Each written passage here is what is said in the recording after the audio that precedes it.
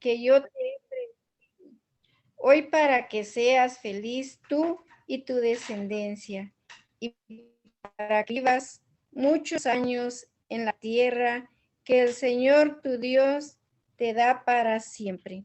Palabra de Dios. Te Te alabamos, alabamos, Señor. Señor.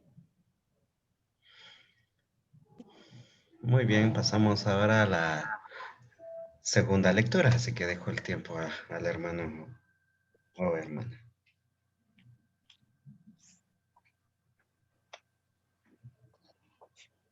Lo que nosotros conocemos como el Pentateuco, estos 5 libros que de cierta manera van marcando, podríamos decir así, los inicios del pueblo de Israel, cómo el pueblo de Israel pues, se va formando desde el Génesis, que también es el primer libro del Pentateuco, y así sucesivamente se va marcando, y el Deuteronomio aparece entonces como esa segunda ley, por eso Deuteronomio, ley, segunda ley.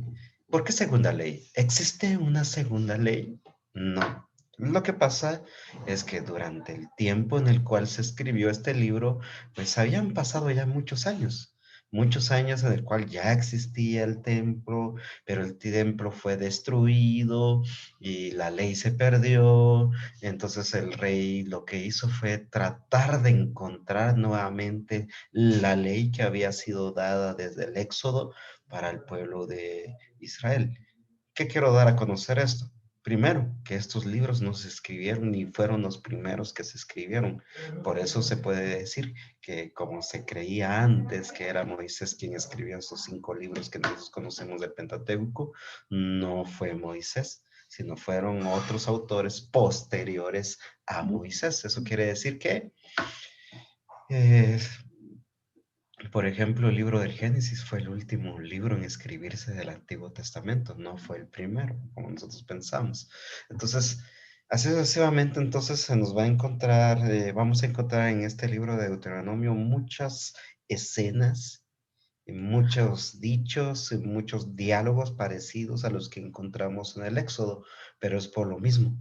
Se trata de recuperar entonces lo que se había perdido, lo que se había hablado en el Éxodo o todo ello, pues ahora lo vuelve a recabar y lo vuelve otra vez a hacer una relectura de ese mismo escrito, pero sobre todo también hace un nuevo escrito en el cual permanece siempre el tema central, la ley. Y entonces también vamos a encontrar ciertos datos ahí, pero lo que nos interesa aquí es la manifestación misma que nos está hablando acerca de Dios, la realidad de Dios. Primero, entonces, si nos dimos cuenta, eh, ¿cómo empieza? Habló Moisés al pueblo y dijo, pregunta, pregunta a los tiempos antiguos. ¿Qué te ha precedido? En otras palabras, está haciendo recordar entonces ir al origen de la historia del pueblo de Israel. Recordemos que para el pueblo de Israel es muy importante la genealogía, pero sobre todo sus antepasados, pues. Entonces, los antepasados para el pueblo de Israel es muy importante tenerlo presente. Por eso se da cuenta ustedes en el Evangelio de San Mateo y San Lucas, siempre nos va a presentar la genealogía de Jesús. ¿Por qué? Porque para el judío es muy importante tener la genealogía para saber los orígenes del pueblo y los orígenes, en este caso, de Jesús cuando se trata de los evangelios. Pero en este caso estamos hablando del pasado, o sea, volver nuevamente al pasado, volverse a enamorar nuevamente de Dios, de Yahvé. Entonces, por eso pregunta, ¿qué dicen los tiempos antiguos? ¿Qué te han precedido?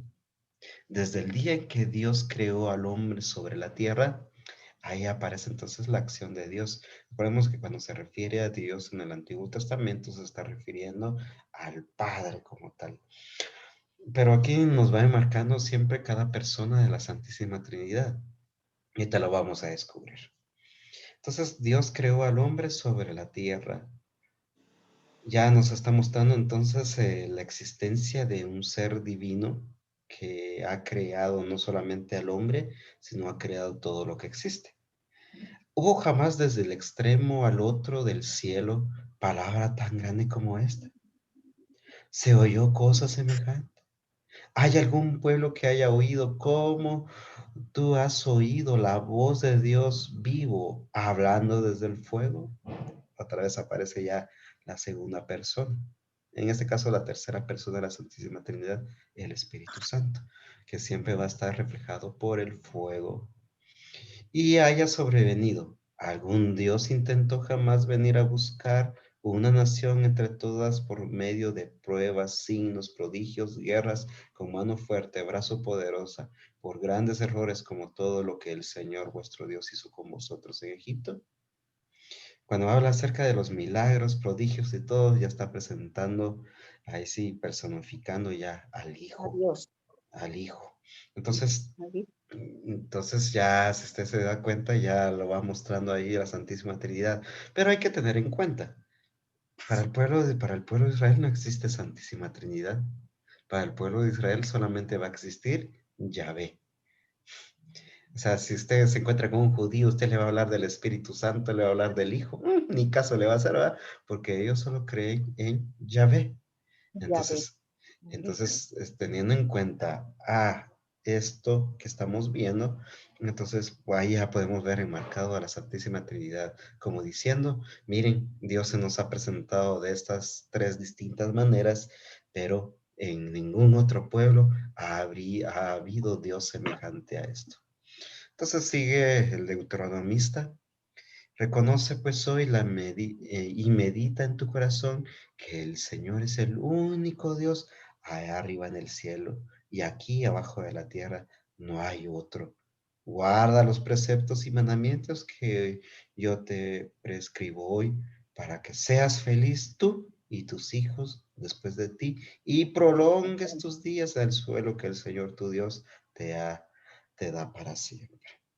Entonces, al final de todo, si nos dimos cuenta y usted ya hace una lectura detenida ya del texto del Deuteronomio, eh, podríamos decir entonces que ya nos encontramos ya allí con un cierto reflejo de la Santísima Trinidad. Y la Santísima Trinidad también ustedes, si se da cuenta, siempre desde el libro del Génesis va a hablar en plural, nunca habla en singular. Por ejemplo, en el capítulo 2 cuando crea al hombre, ¿qué es lo que dice? Hagamos al hombre a nuestra imagen y Semejanza. semejanza. Ya habló en plural, no hablo en singular. Ahora bien, capítulo 11 del libro del Génesis, el libro que leíamos hace 8 días cuando estábamos hablando acerca de Pentecostés y que apareció dentro de la primera lectura de la vigilia de Pentecostés. El libro del Génesis capítulo 11, donde la famosa Torre de Babel. Cuando Dios dice, este pueblo habla un solo idioma. Y si los dejamos solo así, ya no habrá nadie que nos pueda detener. Oye, bajemos entonces, dice. Bajemos entonces. Está hablando entonces otra vez en plural y no en singular. Entonces, ¿qué nos quiere dar a conocer entonces esto? Que ya nos está reflejando entonces la idea de no un Dios solitario, sino un Dios que está acompañado, un Dios que era inconcebible en ese entonces, porque si se presentaba a Dios en ese entonces, en el mundo antiguo, como Padre, Hijo y Espíritu Santo, ¿qué es lo primero que van a pensar? Son tres dioses. Entonces, no podía existir eso de tres dioses, sino lo que caemos nosotros en nuestro dogma hoy en día. Tres personas, un Dios. Entonces, esto es un poco lo que nos refleja entonces el Deuteronomio. Cuando digo, el libro de Deuteronomio recoge todos los datos que contiene el libro del Génesis, contiene el Éxodo, el Levítico y así sucesivamente. Entonces, también nos lleva entonces a encontrarnos con todo ello.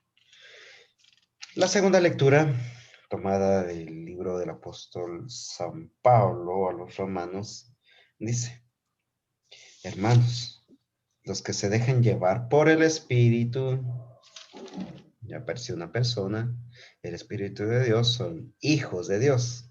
Si está hablando entonces de hijos de Dios, ya se está refiriendo al Padre. Habéis recibido no un espíritu de esclavitud para recaer en el temor, sino un espíritu de hijos adoptivos que nos hace gritar, Abba, que quiere decir Padre. Ese espíritu y nuestro espíritu dan un testimonio concorde que somos hijos de Dios y somos hijos también herederos, herederos de Dios y coherederos con Cristo. Entonces, aquí va un poquito a lo que yo reflejaba y lo que mencionaba un poco el domingo, este domingo que pasó, del domingo de Pentecostés en la homilía que daba. ¿Se acuerdan? Tal vez a los que me escucharon, pues decía yo que sí, existe entonces la Santísima Trinidad, pero la Santísima Trinidad está reflejada siempre en esa comunidad y la comunión que existe. Y se recuerdan que cuando decíamos también que, ¿por qué el Pentecostés? ¿Por qué el Pentecostés existe?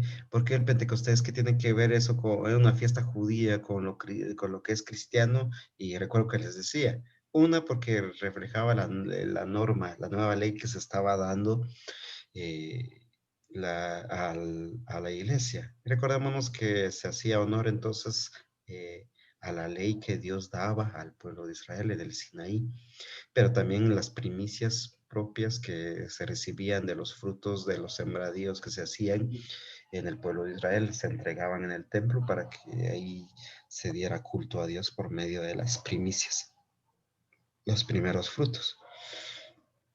Entonces, ¿qué tenía que ver eso con la iglesia? Decíamos entonces, tiene que ver porque Dios entrega entonces la nueva ley de amor a la iglesia por medio del Espíritu Santo.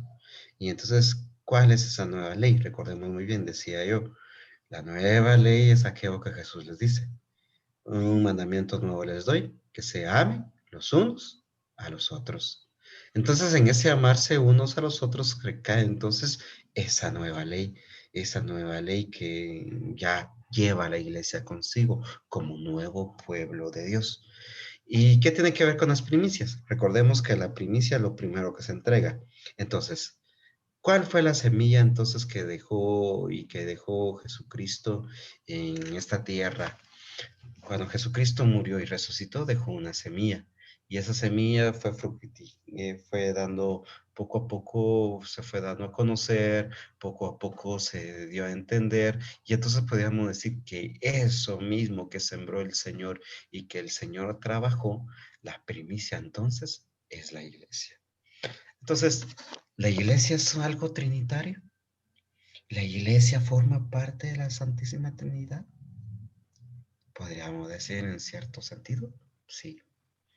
¿Y por qué forma parte de la Santísima Trinidad? Recordemos muy bien las procesiones que decíamos de la Santísima Trinidad que vamos a tocar en el Santo Evangelio. Entonces, tenemos en cuenta entonces ya también San Pablo ya toma parte entonces de la Santísima Trinidad. De cierta manera, a las primeras comunidades cristianas les costaba entender todo ello. Les costaba entonces adentrarse a ese gran misterio de la Santísima Trinidad, porque como lo digo, estamos hablando entonces de comunidades judeo-cristianas, tienen muy arraigada y muy metida las tradiciones judías. Y si tienen muy metida las tradiciones judías, quiere decir que no creen en tres personas porque se confundía. Entonces hay tres dioses y no solamente uno. Entonces era un poco la controversia que había entonces en ese tiempo que hacía que se creía otra cosa. Entonces ya San Pablo entonces viene a dar a conocer la relación que hay en ellos. Entonces Dios nos hace nosotros hijos, pero ese acercamiento hacia Dios nos lo da el Espíritu Santo. Por eso dice que el Espíritu es el que nos hace a nosotros gritar, Abba, Padre. Y también hace 8 días también meditábamos en esa lectura nuevamente de San Pablo que decía que ese mismo espíritu hace decir Señor a Jesucristo. Entonces, si nos damos cuenta, ¿por qué nos hace entonces decir Señor? ¿Por qué nos hace a nosotros decir Padre, ese espíritu? Recordemos entonces que el Espíritu Santo, decíamos que procede del Padre, porque es el amor del Padre al Hijo y es el amor del Hijo al Padre. Por lo tanto, entonces, Por lo tanto, siempre se va a ver marcado esa acción del Espíritu Santo. Entonces, si hay amor entre ellos, si el Espíritu Santo es ese vínculo del amor, por lo tanto, si la iglesia es parte, nace de la Trinidad, por lo tanto, también el Espíritu Santo mueve a reconocer y mostrar amor al Padre y mostrarle amor al Hijo.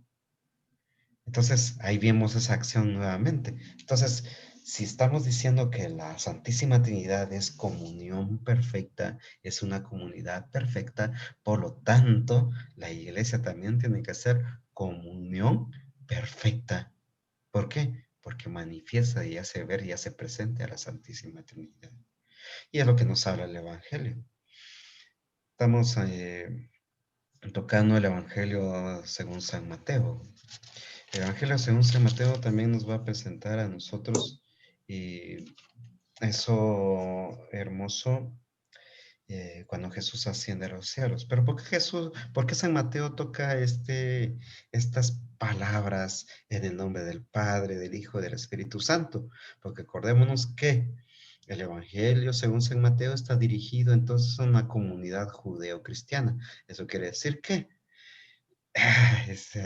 había un montón de controversias porque según la comunidad de Jerusalén quería seguir con sus tradiciones, que se circuncidaran los hombres, que mantuvieran todos los ritos de purificaciones y así, y algo así por el estilo. Entonces, por lo tanto, el evangelista San Mateo quiere marcar entonces y quiere dar a conocer que ese Dios al cual se alababan los padres de ellos, sus antepasados, es ese mismo Dios, solo que ahora se manifiesta en su plenitud. Y entonces, ¿por qué caemos aquí en algo muy importante? ¿Por qué razón entonces no se puede bautizar a una persona solamente decirle, yo te bautizo en el nombre de Jesús? ¿Y sabe por qué? Porque si solamente bautizamos en el nombre de Jesús, estamos cayendo en un error teológico, porque entonces estamos diciendo que las otras tres divinas personas no valen para nosotros. Y acordémonos que la Santísima Trinidad, bueno, son uno solo, son uno y por lo tanto no se les puede separar. Y por esa misma razón se recuerda en el credo, ¿cómo se dice en el credo? Que con el Padre y el Hijo, refiriéndose al Espíritu Santo, reciben una misma adoración y gloria. Por lo tanto, hermanos y hermanas, no es válido cuando usted reza decir gloria al Padre, gloria al Hijo y gloria al Espíritu Santo. No son tres glorias, es una gloria. Una sola. Una sola. Solo, por eso la oración y el catecismo de la Iglesia Católica nos dice a nosotros, gloria al Padre y al Hijo y al Espíritu Santo. Cierto. Entonces, no se vale porque cuando estamos diciendo gloria al Padre, gloria al Hijo y gloria al Espíritu Santo, estamos separando la Trinidad. Estamos separando la Trinidad. Y entonces, todo esto, si usted se da cuenta, entonces ya adquiere su sentido. No podemos entonces nosotros separar y por eso misma razón no se puede bautizar solamente en el nombre de Jesús. Por ejemplo, ¿qué pasa con lo del bautismo? Por ejemplo, si una hermana o hermano que pertenece a una denominación evangélica se acerca a la iglesia y ella es testigo que sí lo bautizaron bajo la fórmula de la Trinidad, su bautismo es válido. Pero si solamente me dice, fíjese que a mí me bautizaron solamente, me dijeron yo te bautizo en el nombre de Jesús, ese bautismo es inválido. ¿Por qué?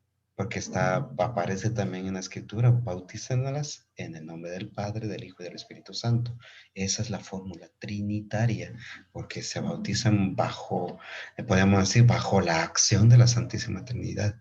Entonces, cada persona de la Santísima Trinidad tiene su acción. Y durante el tiempo litúrgico, si lo hemos visto, siempre se nos ha manifestado todo ello. Voy a caer ahorita de este tiempo litúrgico. A ver si reacciona usted y se da cuenta. Muchas veces nosotros decimos para el tiempo de Adviento y Navidad, ¡ay, va a venir Jesús! Pero nos olvidamos que todo ese tiempo de Adviento y Navidad es, podemos decirlo así, el tiempo de Dios Padre, no el tiempo del Hijo. Porque ¿quién es el que hace que se engendre el Hijo en el vientre de la Virgen María? Cierto, el Espíritu Santo hizo dio la posibilidad para que concibiera, pero ¿quién fue el que dio esa orden? El Padre.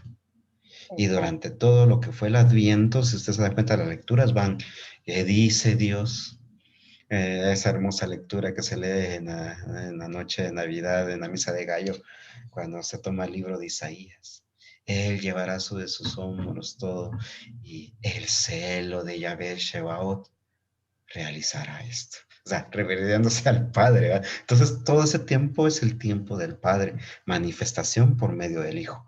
Ahora bien, desde la cuaresma hasta la ascensión del Señor, podríamos decir que es el tiempo del Hijo, el tiempo del Hijo. Y durante este tiempo, entonces, desde el domingo, desde la cincuentena pascual, Pentecostés, empieza entonces, podemos decir así, el tiempo del Espíritu Santo. Entonces, por esa misma razón, el verde, color verde del tiempo ordinario después de Pentecostés. ¿Por qué? Porque se anuncia esperanza. Ya es la acción y la vivencia de la iglesia por medio de su predicación que se da a conocer durante el tiempo ordinario. Por eso es que marca de esa manera. Rompe entonces el esquema desde Pentecostés y empieza nuevamente el tiempo ordinario. ¿Por qué? Porque en Pentecostés la iglesia sale a predicar. Entonces esa predicación, la predicación del reino de Dios y de la esperanza de que vienen tiempos mejores, empieza entonces el accionar de la iglesia con la venida del Espíritu Santo durante todo el tiempo ordinario. ¿Se había fijado usted en eso? Pues si no se había fijado, ahora ya lo sabe. Entonces, vemos entonces enmarcada igual en nuestro calendario entonces litúrgico la presencia entonces de la Santísima Trinidad, que ahí va a estar siempre enfocada y siempre estando presente. Muy bien, recordando entonces un poco las procedencias y las procesiones que decíamos acerca de la Santísima Trinidad, decíamos entonces que el Padre, por lo tanto, es el ingénito, no es creado. La pregunta de todos nosotros de niños, mamá, papá, ¿quién creó a Dios? Era siempre nuestra pregunta. Y esa sabemos nosotros muy bien que, recuerdo que mi mamá me decía, mira, mijo, a Dios nadie lo creó, pero ahorita no lo entiendes. Y cabal no lo entendía. Y aún ahorita todavía no lo entiendo y nadie lo puede entender. Es a lo que le hablan y dicen los santos padres de la iglesia, la oscuridad de Dios. Pero no porque Dios sea malo, sino que en la oscuridad nosotros no podemos ver y no podemos mirar más allá. Entonces a eso se refiere el misterio, la oscuridad de Dios, porque es un misterio. No podemos ver ni conocer a Dios al 100%, porque sería mucho conocimiento para nuestro cerebro y tal vez moriríamos al conocer todo eso. Entonces, nos lleva entonces, el Padre entonces es ingénito, pero el Padre no es enviado, el Padre envía.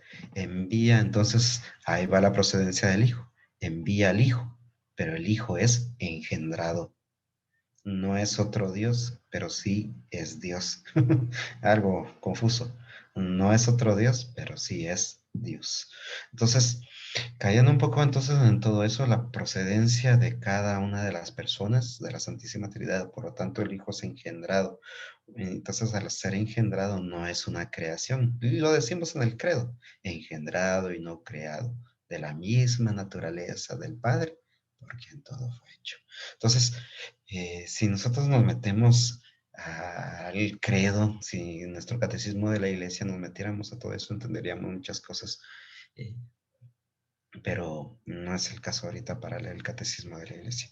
Entonces, Padre, Hijo y Espíritu Santo, por lo tanto, entonces son una comunidad de amor, una comunidad de fraternidad, una una comunidad donde no hay división, una comunidad donde todo lo que nosotros podamos sentir y podamos vivir. Por lo tanto, debemos de vivirlo en comunión. Y es lo que mencionábamos durante estos días que han pasado.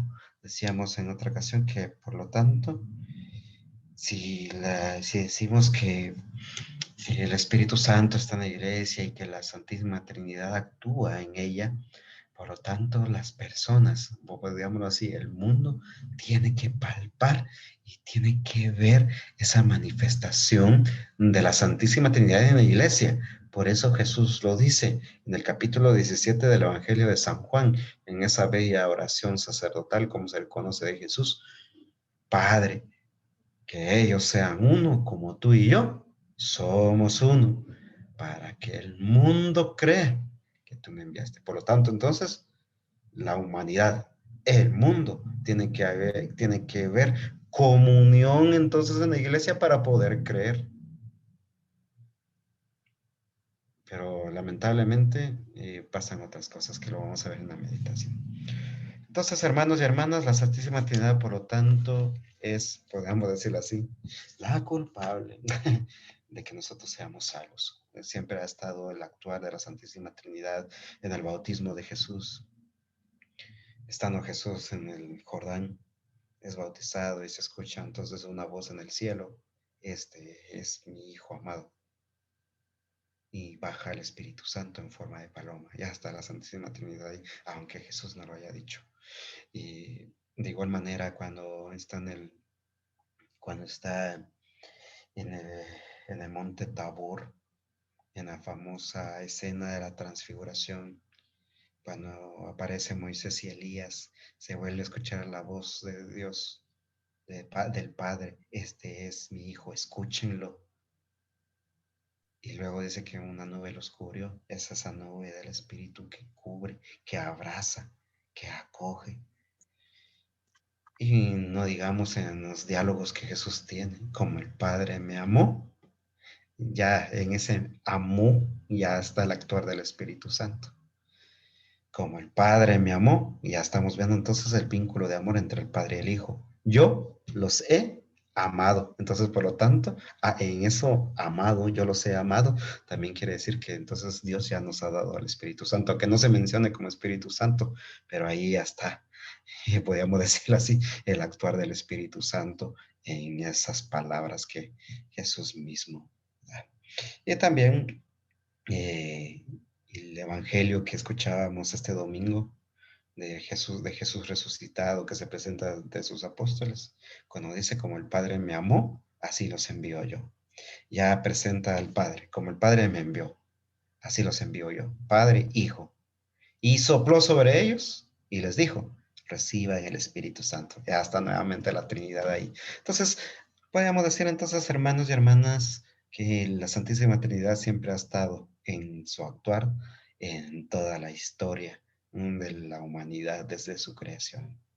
Termino con esto, ya como parte de la exégesis. En el principio, dice el libro del Génesis, todo era caos. Y el Espíritu de Dios, ¿qué dice? Aleteaba sobre las aguas. Ahí vemos entonces las personas, ¿verdad? Que a veces cuesta comprender todo ello, pero siempre se va a manifestar ahí. Por ejemplo, también eh, cuando le da esta profecía a Dios a Eva y le dice: eh, alguien que nacerá de ti pisoteará la cabeza de, de, de la serpiente. O sea, entonces se está dando cuenta también ya parte de ahí, que del actuar del Hijo y todo ello. Entonces, hermanos y hermanas, la Trinidad, por lo tanto, siempre va a prevalecer y va a estar entre nosotros. Muy bien, hermanos, esta es la parte exegética que podríamos decir acerca de estas lecturas. ¿Qué podríamos tener nosotros como meditación? Hermanos y hermanas, ya como lo fuimos descubriendo, la Santísima Trinidad siempre va a estar presente en nosotros. La Santísima Trinidad siempre va a prevalecer en nuestras vidas. Fuimos bautizados con el Espíritu Santo desde nuestro bautismo. Lo recibimos y siempre vemos el actuar de la Santísima Trinidad en nuestra vida.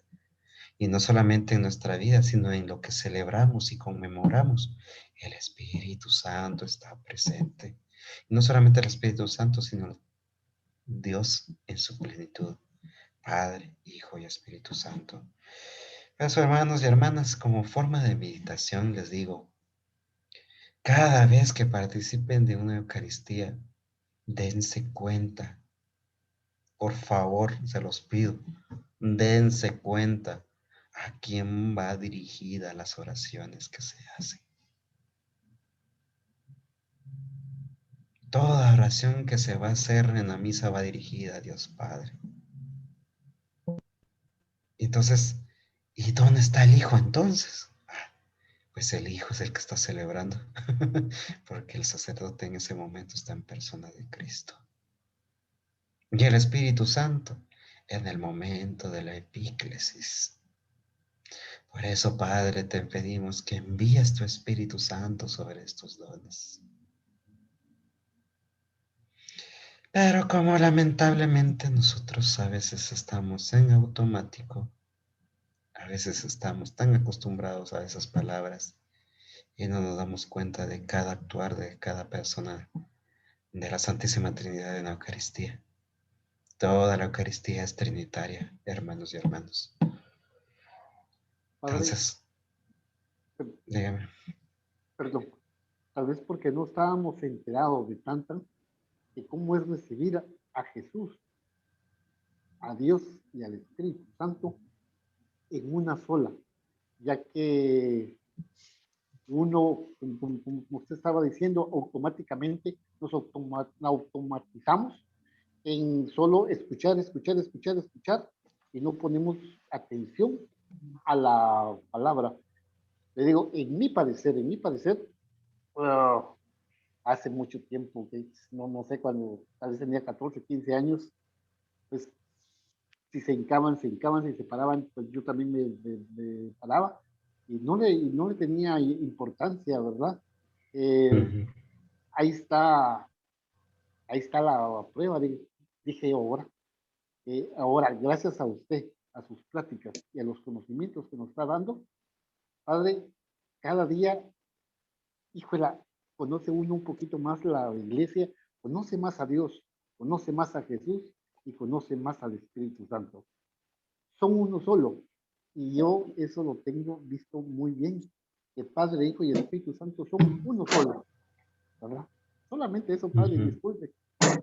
No, no tenga pena, gracias.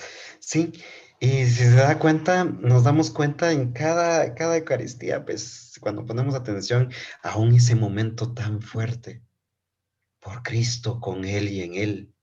A ti, Dios Padre Omnipotente, en la unidad del Espíritu Santo, todo honor y toda gloria por los siglos de los siglos. ¿Y cómo contesta la gente? Amén. Y ese momento es el cual se le llama en la liturgia el gran amén. Es el momento en el cual se debe contestar con fuerza porque está Dios Con en júbilo. plenitud. Está Dios en plenitud. Por eso esa parte a veces también es solemne. El Padre Federico siempre la canta. Por Cristo, con Él y en Él. Siempre la canta porque es la parte más solemne. Podemos decir solemne, no la más importante, pero la solemne de ese momento. Por eso se le llama a ese amén el gran amén. Tenemos que responder con fuerza, con alegría, porque Dios se nos está manifestando plenamente en esa doxología que se hace. Y entonces si nos damos cuenta del actuar del Espíritu Santo, por eso siempre lo digo, cada sacramento es un tiempo de gracia. ¿Por qué en tiempo de gracia? Porque no solamente se va a manifestar el Hijo, el Espíritu Santo y todo eso. No, la Santísima Trinidad. Por eso se comete un gran error cuando decimos a veces, decimos en ciertos grupos, ay, el Espíritu Santo está entre nosotros. No, el Espíritu Santo está en la iglesia, no solamente en un grupo.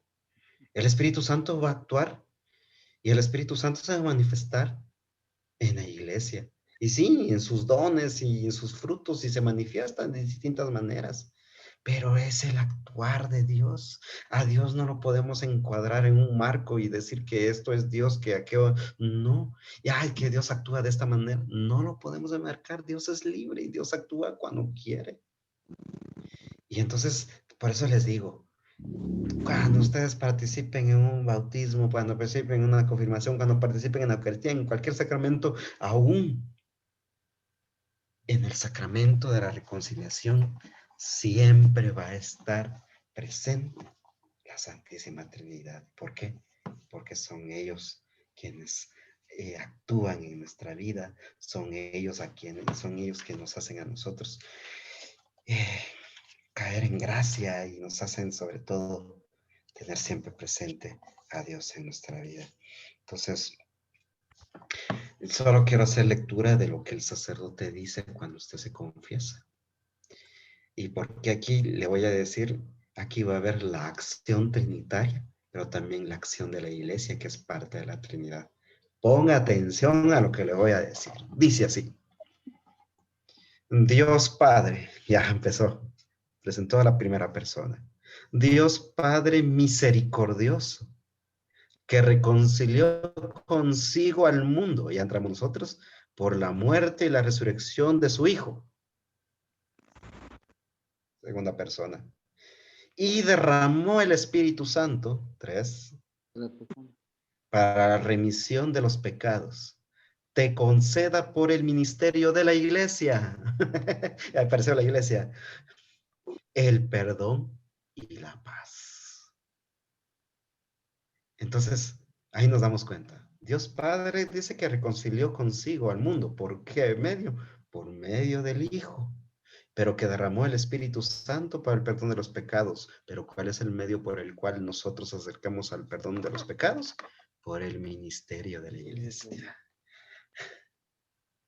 Entonces, cuando usted se confiesa esta hermosa oración, Dios Padre misericordioso que reconcilió consigo al mundo por la muerte y resurrección de su Hijo y derramó el Espíritu Santo para la remisión de los pecados, te conceda por el ministerio de la iglesia el perdón y la paz, y yo te absuelvo de todos tus pecados en el nombre del Padre y del Hijo y del Espíritu Santo. Entonces, vemos siempre entonces la acción del Espíritu, de la Santísima Trinidad en todo lo que nosotros participamos.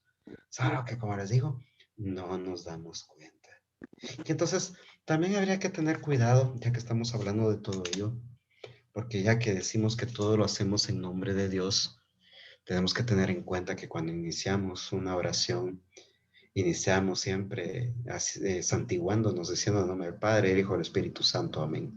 Entonces no se vale aquello que nos cubrimos con la sangre de Cristo. Eso es mentalidad protestante. Entonces eso nunca se dice y eso no existe en la teología católica, porque nosotros no nos cubrimos con la sangre. Al contrario, fuimos lavados por las aguas del bautismo. Entonces, ¿para qué nos vamos a cubrir con la sangre? Porque acuérdense que la mentalidad protestante siempre maneja esto, que el hombre es perfectamente perverso y por lo tanto no puede hacer absolutamente nada para poder ofrecer algo a Dios. Por eso es que no tienen sacerdocio. Y si no tienen sacerdocio, no tienen liturgia. Porque el hombre no puede hacer absolutamente nada para ofrecerle a Dios. En cambio, la iglesia sí. Dice que que Jesucristo hizo digno al ser humano con su resurrección y por medio de su resurrección le dio entonces dignidad a lo corpóreo, entonces al cuerpo. Por eso Cristo resucita con su mismo cuerpo, solo que glorioso. Le da dignidad y por lo tanto a darle dignidad y al establecer un sacerdocio el Jueves Santo, cuando dice hagan esto en memoria mía, le da entonces dignidad al ser humano para poder ofrecer algo en nombre de la humanidad hacia Dios. Entonces por eso la Iglesia Católica tiene sacerdocio y tiene liturgia. Entonces por esa misma razón empieza siempre en sus oraciones invocando a la Trinidad. Entonces, el protestante, como no tiene liturgia, no tiene sacerdocio, no puede hacer absolutamente nada, porque es la teología de ellos perversa. Y entonces, ¿qué necesita para entrar a la presencia de Dios? Cubrirse con la sangre de Cristo. Es como ponerse un parche. Es como cuando usted escribía a máquina, a veces ahí, cuando estaba en la mecanografía, y de repente por apachó una P, apachó usted la ñ. Un dedazo que se le fue ahí. ¿Qué pasó usted? Agarró un papelito de corrector y ¡pum! Le apachó usted la otra. Entonces, algo así es la teología protestante. Por eso entonces dice, nos cubrimos con la sangre de Cristo. O sea, me pongo ese parche para poder entrar. Como diciendo, me disfrazo para poder entrar. En cambio, el católico no. El católico entra entonces invocando a la Santísima Trinidad. Esa es la diferencia que hay en las teologías. Entonces ahí que le vengan a decir a usted, ay, que ser evangélico y ser católico es lo mismo.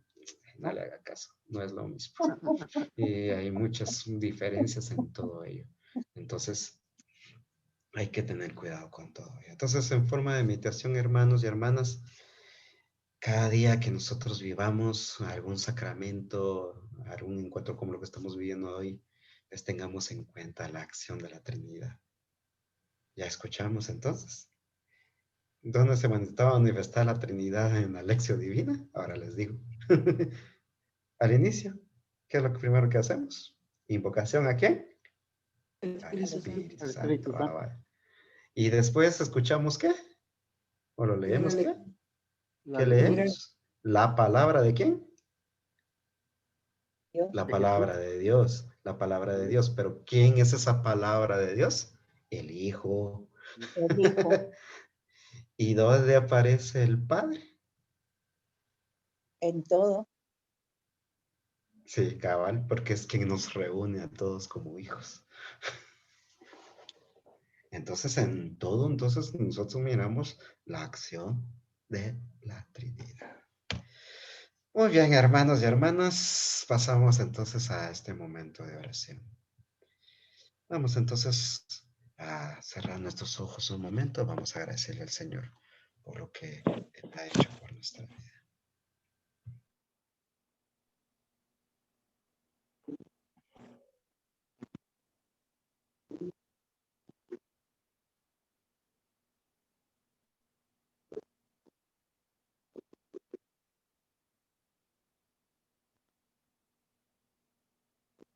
Como estamos hablando de la Santísima Trinidad, que estamos hablando acerca de esa acción maravillosa que por medio del amor que es el Espíritu Santo nos establece y que sobre todo también nos involucra y nos relaciona con el Padre y el Hijo. Cantémosle entonces al Espíritu Santo. Cierre sus ojitos y cantemos. Espíritu de Dios, llena mi vida,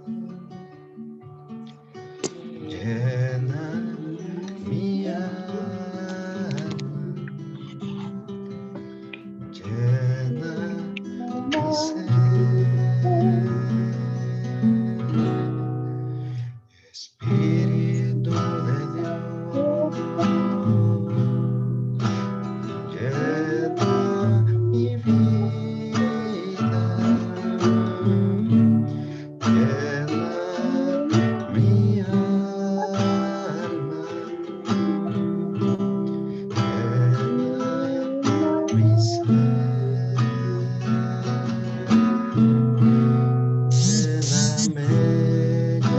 Lléname, con tu presencia, lléname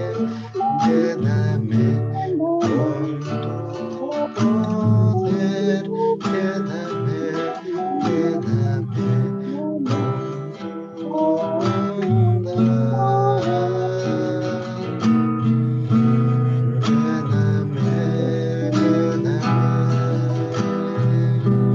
Con tu presencia, lléname con tu poder, lléname con tu bondad.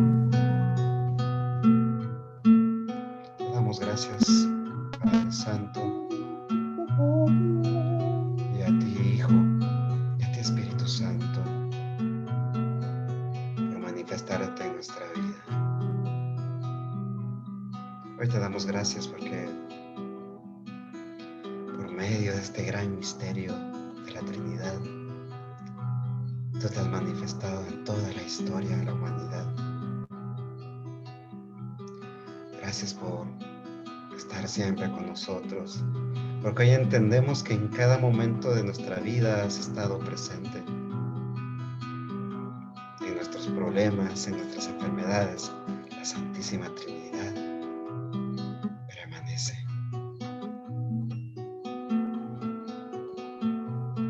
Dios es uno y trino.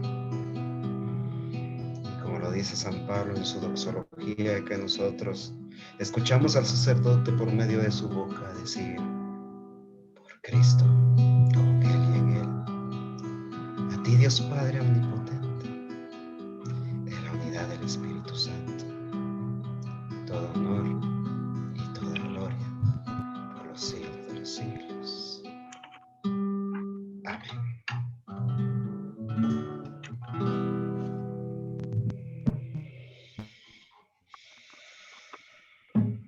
Muy bien, hemos pasado este momento de oración contemplando a la Santísima Trinidad.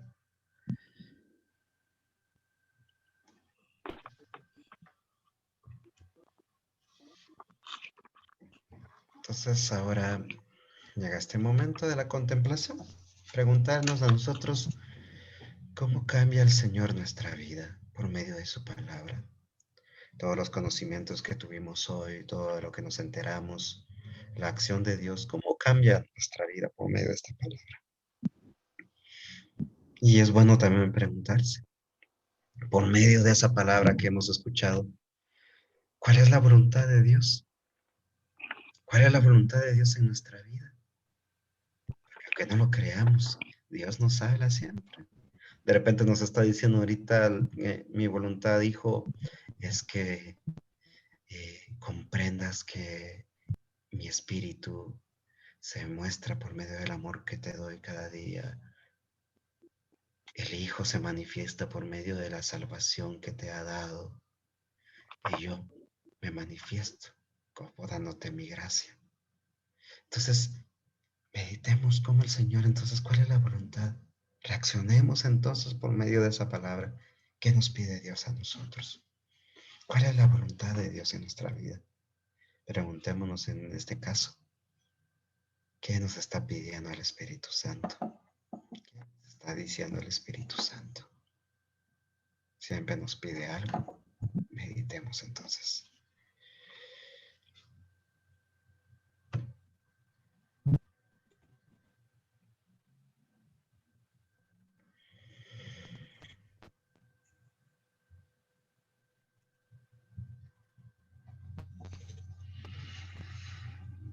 Y esta parte en la cual usted puede escribir en su cuadernito, alguna hoja, una libreta, ¿qué acción? Este paso de la acción, ¿qué me muestra el Señor que debo hacer? Tomar decisiones concretas, hacer propósitos. Estamos invitados entonces a mirar qué nos pide el Señor, a qué nos comprometemos, porque cada día es un paso para dar ahí sí, ir adelante y no ir hacia atrás, y encontrarnos cada día con Dios, encontrarnos cada día con Él y saber ese propósito. Así que digamos estos segundos para que usted pueda escribir a qué se compromete usted con Dios y con usted mismo.